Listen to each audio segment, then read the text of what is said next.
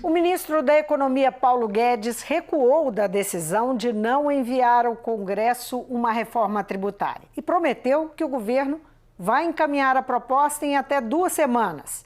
Disse que envia uma sugestão a ser somada às outras 2 que estão na Câmara e no Senado para análise e produção de um texto único. Uma comissão mista de deputados e senadores vai cuidar desse assunto. A falta de consenso tem sido historicamente o maior desafio para a aprovação de uma reforma tributária no parlamento. Eu vou conversar com a economista Débora Freire, professora da Faculdade de Ciências Econômicas da UFMG. Muito bem-vinda, Débora. Obrigada. Prazer estar aqui novamente. Débora, falta consenso à reforma tributária, mas há também um consenso histórico de que é uma reforma necessária ao país, não é isso? Sim. Agora, por que o Brasil precisa dessa reforma do seu ponto de vista?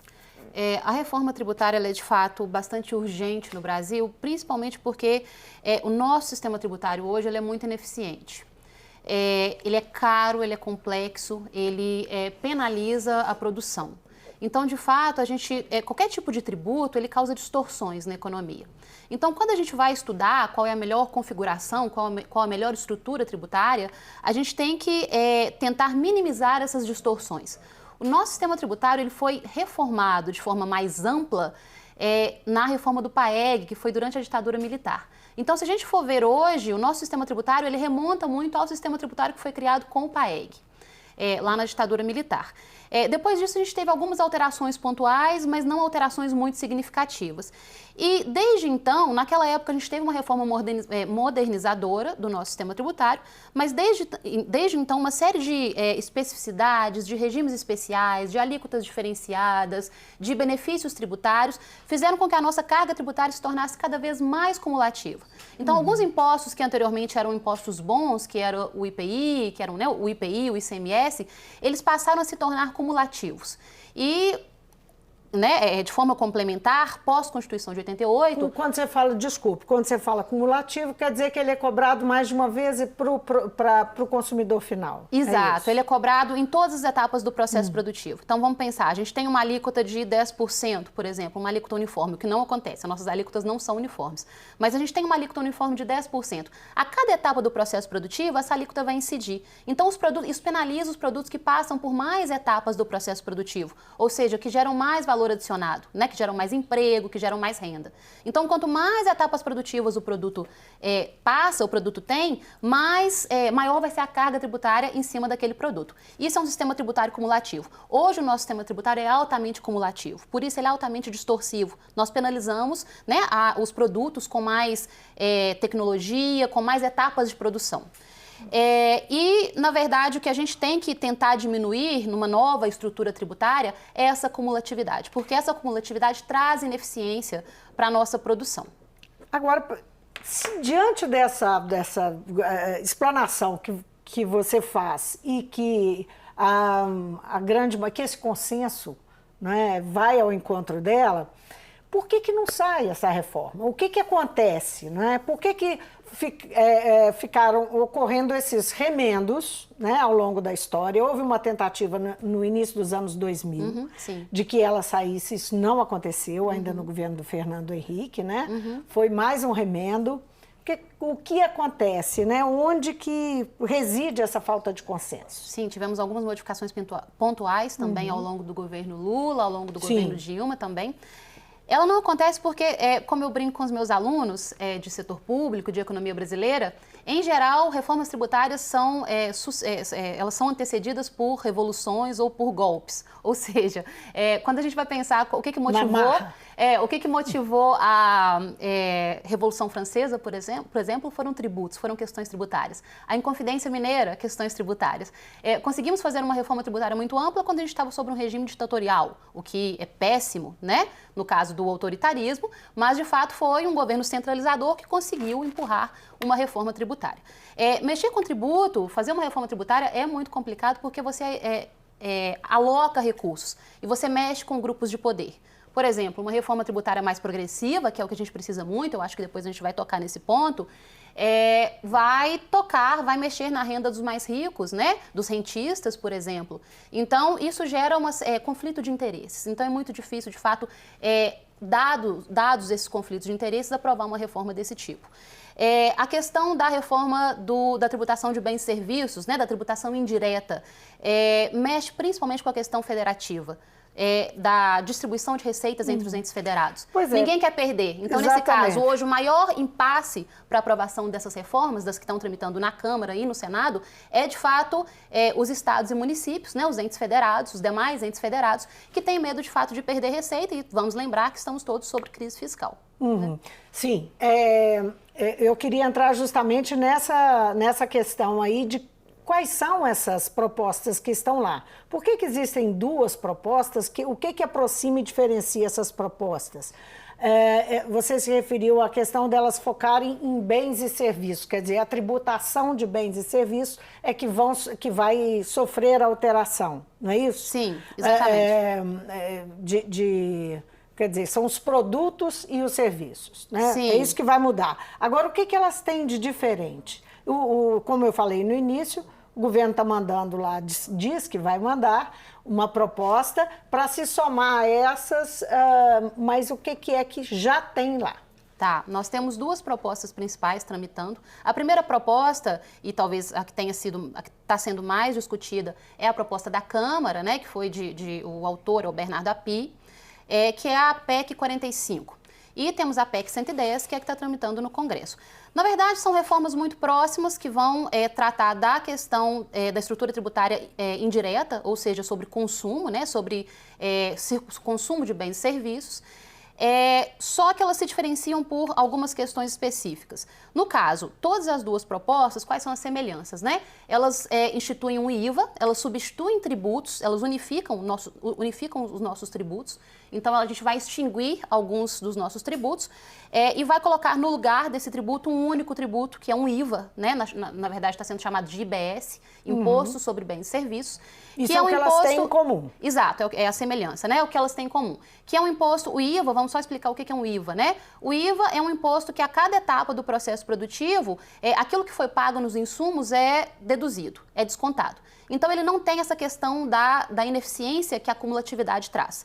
Então, por exemplo, um produto que vai passar por várias etapas produtivas, ele vai ter descontado toda vez que o produtor pagar os impostos por aquela... Né, pelo que ele vai comprou, o que já foi pago. Pelo que ele produziu, né, na verdade, desconta o que já foi pago na etapa anterior. Então, na verdade, o imposto vai incidir sobre o consumo. Essa é a grande questão. Acho que às vezes as pessoas não percebem muito isso. Mas o imposto vai ficar... O que a gente faz no IVA é tirar os impostos sobre produção e centralizar, na verdade, unificar todos os tributos no consumo. A semelhança é essa, os dois são IVAs, né? As diferenças, a primeira, a PEC 45, a que está tramitando na Câmara, ela prevê a unificação de 5 tributos. 3 da União, então, PIS, COFINS e IPI, ICMS dos estados, né, de competência dos estados, e ISS de competência dos municípios.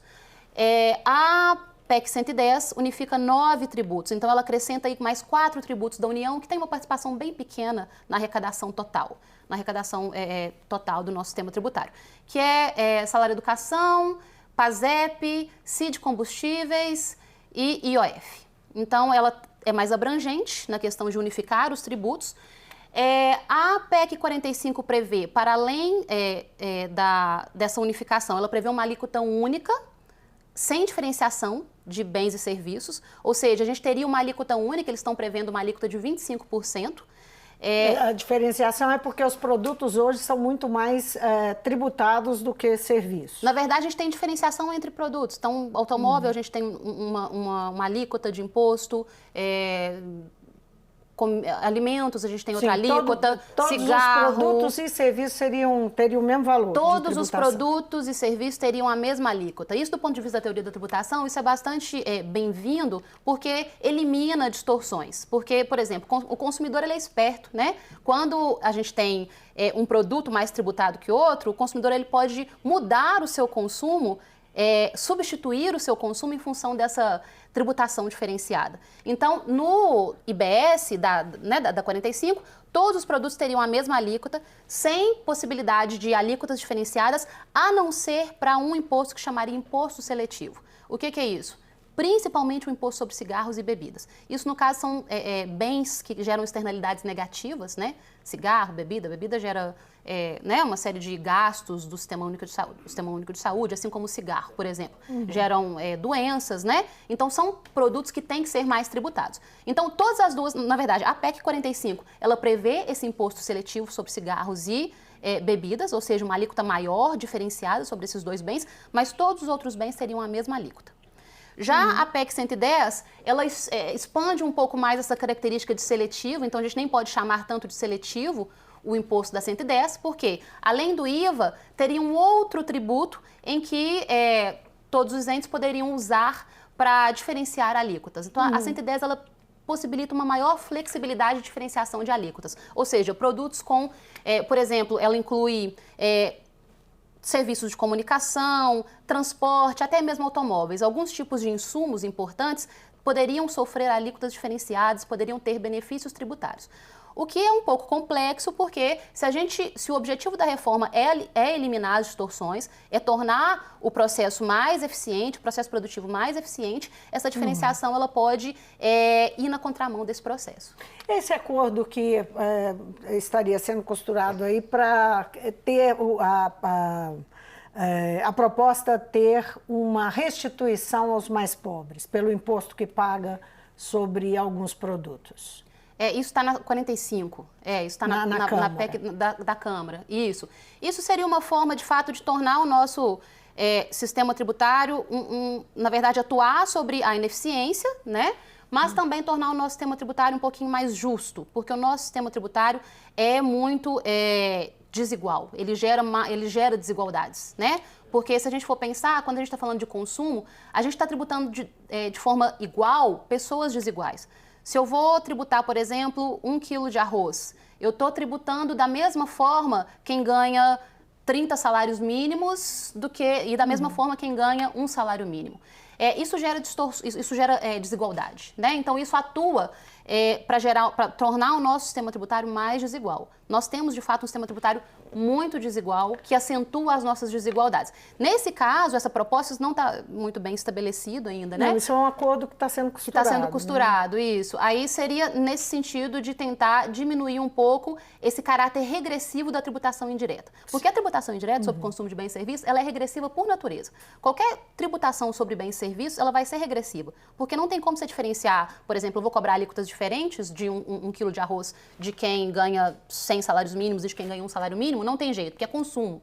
Então, na verdade, seria uma forma de atenuar essa regressividade desse tipo de tributo. Agora, por que essa escolha não é sobre a tributação pesar sobre o consumidor? Né? O que define, por que tem duas propostas no Congresso que estão fazendo essa opção, quando ela podia ser uma opção que ia trabalhar no sentido de ser mais progressiva a tributação? Sim. E como seria isso? Que alternativa seria? Essa é uma outra questão que se coloca, né? Uma crítica que se faz a esse modelo. Sim. Exatamente. Na verdade, a tributação indireta nossa é muito ruim, é 50% da nossa carga tributária, então a maior parte da nossa carga tributária é indireta. Como eu disse, a tributação indireta é regressiva por natureza, então isso acentua as nossas desigualdades. Só para o telespectador acompanhar, o que é a tributação indireta? Tributação sobre o consumo de bens e serviços. Isso é o que chama de indireta. Exato. Por que é indireta? Sobre vendas, né, sobre consumo. É indireta porque você não paga sobre um percentual da sua renda. Você paga sobre o que você consome. Então, tanto você, consumidor final, quanto o produtor que está comprando insumos para produzir. Então eu pago sobre o arroz que eu compro, mas eu não pago, enfim, sobre o lucro que eu tenho. Exato. Sobre o lucro é imposto sobre renda, imposto, né, o IRPJ, o IRPF, são os impostos sobre renda.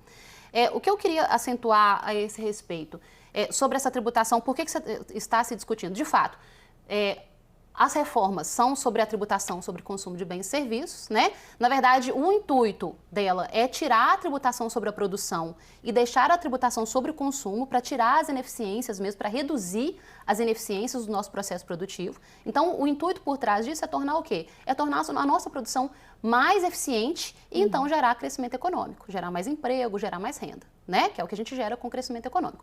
Então, do ponto de vista da eficiência, ela é muito bem-vinda do ponto de vista de simplificar o nosso processo, a nossa estrutura tributária e tornar ela mais eficiente. Então, o objetivo é crescimento econômico.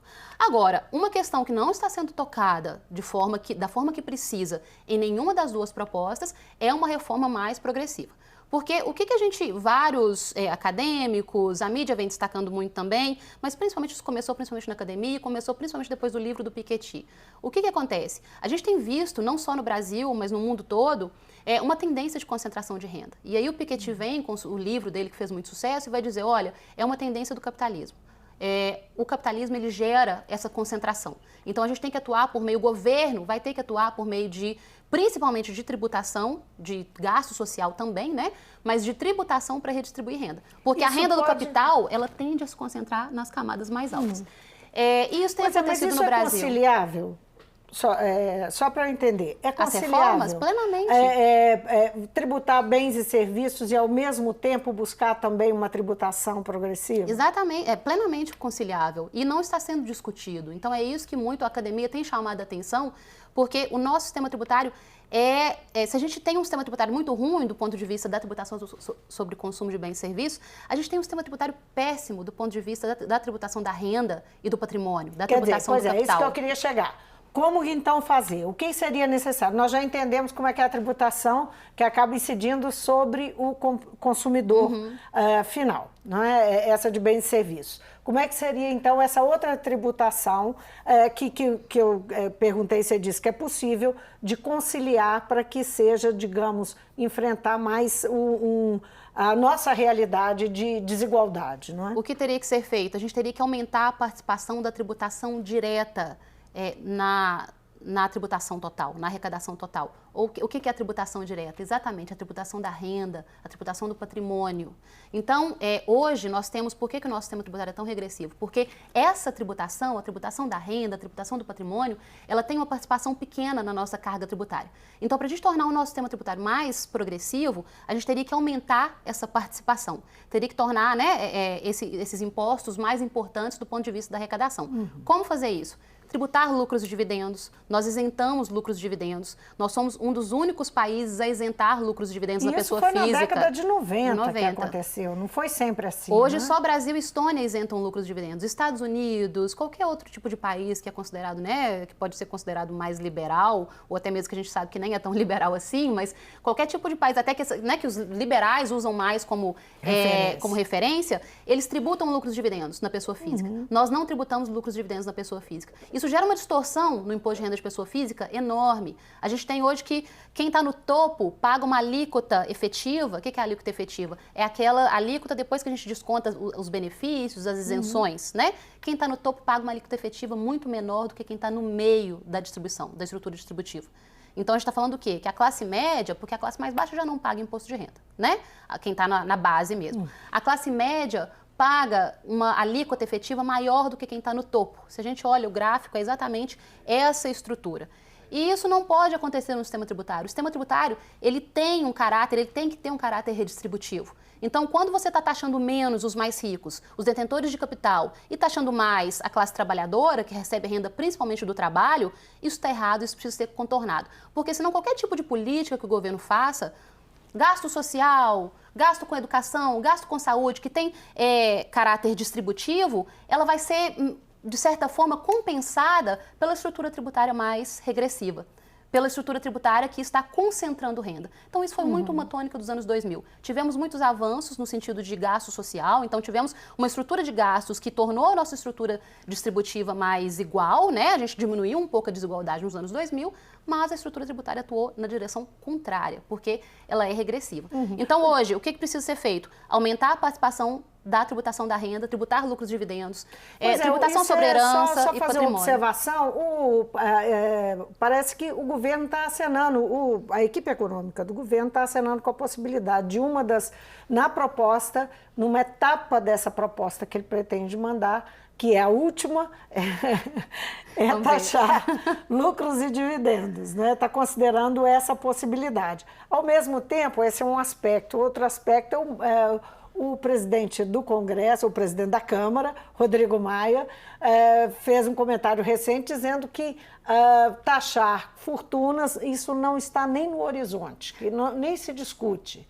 Né? Então, existe uma resistência grande de quem comanda processo. O governo não está falando em taxar fortunas, não é isso que eu estou dizendo, mas existe uma resistência grande de taxar, vamos dizer, a elite que detém o poder econômico. Não é? Sim.